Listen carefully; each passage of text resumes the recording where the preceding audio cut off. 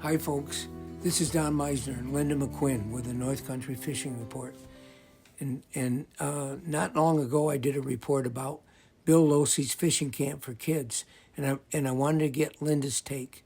Linda, you were there with me for this, and this meant an awful lot to Bill in his life about taking kids fishing.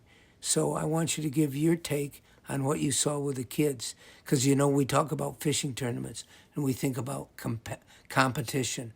It wasn't really what we saw with these kids, was it? No, it was not competition, which was an interesting aside to the general thought of getting children into the outdoors, as we've talked about in some of your earlier shows. But I'm a great advocate of having children unwind from television and their phones and being outside. And this camp provided a day of fun for young people. I'd say between 9 and 12. That was approximately the age group.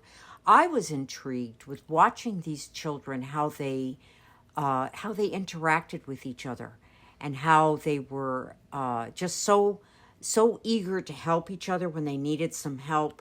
They were very focused on the fishing aspect.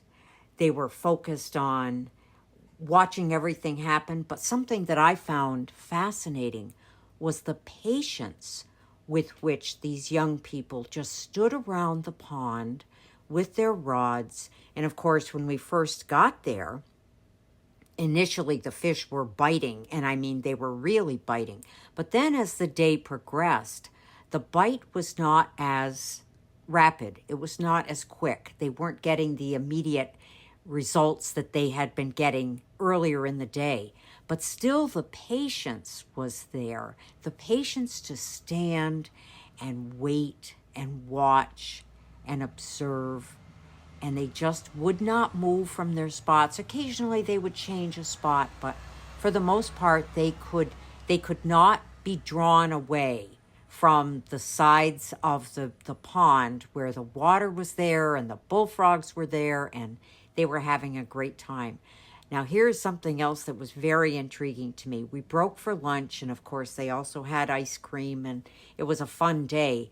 But the minute they were finished, their desire was to grab those rods and go back to the water and start fishing again. And it didn't matter the fish that they caught. They simply wanted to be catching fish. And the thing that really struck me is, people talk about discipline and where are kids going today and all this. These kids were really nice kids. Mm-hmm. They And, were. and we got to know some of them by name. Yes. And remember the one girl? What was her name?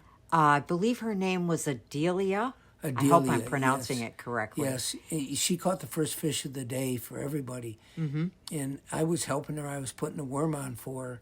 And the amazing thing is, she had never really fished much before. This was new to her to do this. Mm-hmm. And yet she brought in a number of fish. she sure did, maybe more than anybody. Well, I can't say more than anybody because there were an awful lot of fish caught. Yes, and bass, but also what are they? The bullhead or the catfish with the whiskers. Yeah, remember I told him, I says, they've got spines, they've got horns on them. You got to be careful how you pick them up. And you had the one boy with you, Parker, his name was. Yes. And he was a nice kid too. They were all nice, very nice young but people. But to be able to talk with them and learn how they feel. And to see the opportunity to fish from their eyes, it was completely different than what you see at tournaments or what you see for some of your comrades who like to fish. This was very different. These were young people who were just eager to be outdoors, to be with their friends. Some of them didn't know any of the other children, but there was a general camaraderie because they were all in the purpose of let's go fishing. And that was the fun part. And this represented to me, people talk about where kids are today.